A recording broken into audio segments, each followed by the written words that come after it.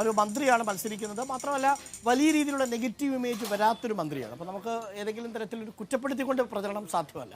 എന്നാൽ മണ്ഡലത്തിൽ ചെയ്ത കാര്യങ്ങളായിരിക്കും. അപ്പോൾ രണ്ട് കാര്യങ്ങളാണ് നമ്മുടെ മുന്നിലുള്ളത്. സംസ്ഥാന സർക്കാരിനെതിരെയുള്ള പെൻഷൻ അടക്കം കർഷകർക്കടക്കമുള്ള പ്രശ്നങ്ങൾ ഒരു ഭാഗത്ത്, രണ്ടാമത്തെ പ്രധാനപ്പെട്ട പ്രശ്നം ഗമ്യ ചെയ്തിരിക്കുന്ന വികസന പ്രവർത്തനങ്ങൾ. ഇതിലേതായിരിക്കും പ്രധാനപ്പെട്ട ഫോക്കസ്? കാരണം അപ്പുറത്ത് മത്സരിക്കാൻ വരുന്നത് ഒരു മന്ത്രി എന്ന് പറയുന്ന സമയത്ത് സർക്കാരുമായി ബന്ധപ്പെട്ട ഇടപെടലിൽ, പ്രത്യേകിച്ച് ക്യാബിനറ്റ് ഡിസിഷനൊക്കെ എടുക്കുന്നതിൽ പവറുള്ള ഒരാളാണ്. അപ്പൊ അങ്ങനെ ഇരിക്കുന്ന ഒരു സ്ഥാനത്തിരിക്കുന്ന ഒരാളെ സംബന്ധിച്ചിടത്തോളം ജനങ്ങളുടെ അരികിലേക്ക് എത്തിച്ചേരുന്ന സമയത്ത് സാധാരണക്കാരനുമായി ബന്ധപ്പെട്ട എല്ലാ പ്രതിസന്ധികളിലും മറുപടി പറയാൻ, സർക്കാരിന്റെ ഭാഗത്ത് നിന്ന് മറുപടി പറയാൻ അദ്ദേഹം ബാധ്യസ്ഥനാണ്. കാരണം നിങ്ങളൊന്ന് ആലോചിച്ച് നോക്കൂ, ദൈനംദിനമായിട്ട് ഉപയോഗിക്കുന്ന സാധനങ്ങൾക്ക് മുഴുവൻ വില വർദ്ധിച്ചിരിക്കുകയാണ്. തുടക്കത്തിൽ പറഞ്ഞത് ഞങ്ങളുടെ കാലഘട്ടങ്ങളിൽ വില വർദ്ധിക്കില്ല എന്നുള്ളതാണ്. അത് എഴുതിയിരിക്കുന്ന ദേശാഭിമാനിക്ക് പോലും വില കൂടി എന്നുള്ളൊരു യാഥാർത്ഥ്യം ജനങ്ങൾക്ക് എല്ലാവർക്കും അറിയാം. അരിയും പഞ്ചസാരയും ദൈനംദിനമായിട്ട് ഉപയോഗിക്കുന്ന എൻ്റെ മണ്ഡലംകാർ ഏറ്റവും സാധാരണക്കാരാണ്. വലിയ രീതിയിലുള്ള ഭക്ഷണങ്ങളൊന്നും ഉണ്ടാക്കി അല്ലെങ്കിൽ അങ്ങനത്തെ പാചകം ചെയ്ത് ജീവിക്കുന്നതല്ല. രാവിലെ ഒരു ചെറിയ ചായയും കട്ടൻ ചായയും ഒരു ചെറിയ ബ്രേക്ക്ഫാസ്റ്റും.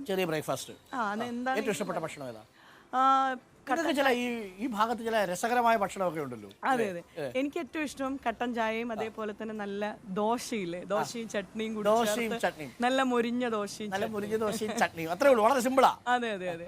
പാർലമെന്റിൽ പോകുന്ന സമയത്ത് എന്ത് ചെയ്യും? ക്യാൻറ്റീനിൽ നല്ല ദോശ കിട്ടും. നമ്മൾ ഇവിടുത്തെ ദോശയല്ലല്ലോ അവിടെ. പാർലമെന്റിനകത്ത് പല രീതിയിലുള്ള ഭക്ഷണങ്ങളാണ്. പക്ഷേ പാർലമെന്റിനകത്ത് ഭക്ഷണ രീതി ഒന്നും മാറിയിട്ടില്ല. ഇപ്പോഴും പാർലമെന്റിനകത്ത് നിന്ന് അങ്ങനെ ഒരു ഭക്ഷണം കഴിക്കാൻ. കടല അരച്ചിട്ടുള്ള ചട്നിയാണോ അതല്ല തേങ്ങാ ചമ്മന്തിയാണോ?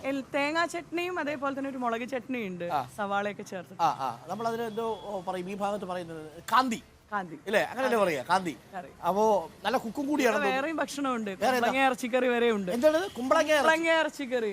അതായത് ചിക്കനകത്ത് കുമ്പളങ്ങ ഇട്ടില്ല, ബീഫിനകത്ത് കുമ്പളങ്ങ. അതെ അതെ, ഇവിടെ കല്യാണത്തിന്റെ തലേ ദിവസം അല്ലെങ്കിൽ എന്തെങ്കിലുമൊക്കെ വിശേഷ ദിവസങ്ങൾ നടക്കുന്ന സമയത്ത് കുമ്പളങ്ങ ഇറച്ചിക്കറിയും ചോറുമാണ്. പക്ഷെ അത് നല്ല ടേസ്റ്റ് ആണ്. ഇല്ല, കുമ്പളങ്ങ ഇറച്ചിക്കറിയും ചോറും അത് അടിപൊളിയാണ്. അത് കല്യാണ വീട്ടിലൊക്കെ ആണെങ്കിൽ ആ ഉച്ച സമയത്ത് ആ പന്തലിനകത്ത് ചൂടിനകത്ത് നിന്നുകൊണ്ട് ആൾക്കൂട്ടത്തിനിടയിൽ ഇരുന്ന് കഴിക്കുന്നതിന്റെ ഒരു ടേസ്റ്റ് നേരത്തെ പറഞ്ഞിരുന്നെങ്കിൽ ഞങ്ങൾ അത് അറേഞ്ച് ചെയ്ത് നമുക്ക് വിജയിച്ചു കഴിഞ്ഞിട്ട് ആദ്യം ട്രീറ്റ് കൊടുക്കുമ്പോൾ ഞങ്ങൾ 100% നല്ല കുമ്പളങ്ങ ഇറച്ചിക്കറി പ്രോമിസ് ആണ്. ഉറപ്പായിട്ടും ചോറും കുമ്പളങ്ങ ഇറച്ചിക്കറി വിജയിച്ചു കഴിഞ്ഞാൽ വിജയിച്ചു കഴിയുന്ന ഉറപ്പാണ്. അതിലൊന്നുമില്ല, ഉറപ്പാണ്. അപ്പൊ നമ്മൾ പറഞ്ഞു വന്നത് സർക്കാരിനെതിരെയുള്ള ഒരു ഭരണവിരുദ്ധ വികാരം വോട്ടായിട്ട് മാറും. നമ്പർ 1. നമ്പർ 2, ഒരു ചോദ്യം ഒന്നുമില്ല, അതിനകത്ത് തന്നെ എടുത്തു പറയേണ്ടത് ഇവിടെ ഏറ്റവും സാധാരണക്കാര് കർഷകരാണ് കൂടുതലും ഉള്ളത്. നിങ്ങൾക്ക് നോക്കിയാൽ തന്നെ അറിയാം. നിങ്ങളിപ്പോൾ ഈ വരുന്ന വഴിയിൽ ഹൈവേയുടെ ലേക്ക് കണക്ട് ചെയ്യുന്ന എല്ലാ കൊച്ചു കൊച്ചു റോഡുകളും അതിൻ്റെയൊക്കെ സൈഡിൽ ഓരത്ത് പഴയ കളപ്പുരയൊന്നും ഇല്ലല്ലോ. ഇന്ന് അവർ ശേഖരിച്ച് പാടത്തുനിന്ന് കൊയ്തെടുത്തത് കൊണ്ടുവയ്ക്കുമ്പോൾ അവിടെ നിന്നാണ് സപ്ലൈകോയിലേക്ക് മറ്റ് ശേഖരിക്കേണ്ട സാഹചര്യം. അവിടെ മഴ പെയ്തു പോകുന്ന പല സാഹചര്യങ്ങളും ഉണ്ടായിട്ടുണ്ട്. അപ്പോൾ ഇത് ശേഖരിക്കുക എന്നുള്ളത് ഒരു വലിയ പ്രതിസന്ധി ഇടയ്ക്കിടയ്ക്ക് ഉണ്ടാകുന്നത്. അതോടൊപ്പം തന്നെ ശേഖരിച്ചു കഴിഞ്ഞാൽ അടുത്ത വിളവിറക്കാൻ ഇതുത്തെ ലാഭത്തിൽ നിന്നാണ്. അത് ചിലപ്പം ഭാര്യയുടെ അമ്മയുടെയൊക്കെ താലിയൊക്കെ പണയം വെച്ചിട്ടോ അല്ലെങ്കിൽ ചെറിയ ലോണുകളൊക്കെ എടുത്തിട്ടായിരിക്കാം ചെയ്തത്. ആ തുക കൊടുക്കാത്തതിൻ്റെ ഉത്തരവും സർക്കാരിന്റെ ഭാഗത്ത് നിന്ന് മറുപടി പറയണം. അതേപോലെ ഏറ്റവും സാധാരണക്കാരൻ പെൻഷനെ ആശ്രയിച്ച്, കാരണം ഇവിടെ കുഴമ്പാണെങ്കിലും കഷായമാണെങ്കിലും ഒരു അലോപ്പതിയിൽ നിന്ന് മരുന്ന് മേടിക്കണമെങ്കിലും കൊച്ചുമക്കൾ വീട്ടിലേക്ക് വരുമ്പോൾ വേലയും പൂരം ഒക്കെ നടക്കുന്ന സമയത്തും ഈ കൈകളിൽ നിന്നാണ് മുത്തശ്ശിമാര് അമ്മൂമ്മമാര് ഈ തുക കൊടുക്കുക. ഈ പെൻഷൻ കിട്ടാത്തതിന് മറുപടി പറയണം. അപ്പം 7 മാസത്തോളം പെൻഷൻ കിട്ടാത്തതിന്റെ ഒരു സാഹചര്യം ഇവിടെയുണ്ട്. അതേപോലെ തന്നെ കുടിവെള്ളം അത്രയധികം രൂക്ഷമായിരിക്കുന്ന ഒരു സാഹചര്യം ചിറ്റൂര് നിങ്ങൾ ശ്രദ്ധിച്ചിട്ടുണ്ടാകും. ചർച്ചയിലെ ഏറ്റവും പ്രധാനപ്പെട്ട വിഷയം. അതെ, അതൊരു വലിയ വിഷയമാണ്. കാരണം ഇന്നേക്ക് 9ാം നാളായിട്ടുണ്ടാകും കുടിക്കാൻ വെള്ളം കിട്ടിയിട്ട്.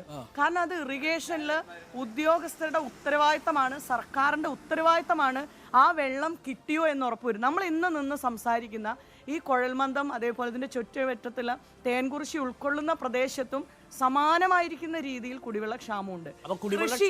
കൃഷി ചെയ്യുന്നതിനുള്ള വെള്ളം കൊടുക്കാത്തതിന്റെ പേരിൽ 6 ലക്ഷം രൂപയോളം വലിയ നഷ്ടം സംഭവിച്ച് താൻ മഹാലക്ഷ്മിയെ പോലെ കാണുന്ന നെൽമണികളെ കത്തിക്കേണ്ട സാഹചര്യം ഉണ്ടായിട്ടുണ്ട്. കാരണം അവസാനത്തെ ഒരു ലാപ്പ് വെള്ളം കിട്ടിയിരുന്നുവെങ്കിൽ പാൽ പിടിക്കുക എന്ന് പറയും നെല്ല് അവസാനം അത് എത്തുന്നതിന് മുൻപ് അത് പതിരായിട്ട് പോയിരിക്കുന്ന ഒരു സാഹചര്യം ഉണ്ടായിട്ട് കർഷകൻ അത് തീയിടേണ്ട ഒരു സാഹചര്യം. അയാൾ കരഞ്ഞാണ് പറയുന്നത്, ഞാൻ മഹാലക്ഷ്മിയെ പോലെ കാണുന്ന അന്നമാണ്. ആ പാട്ട് കേട്ടിട്ടുണ്ടല്ലോ, ഇത് ഹൃദയമല്ലന്റെ പാഠമാണ് എന്ന്.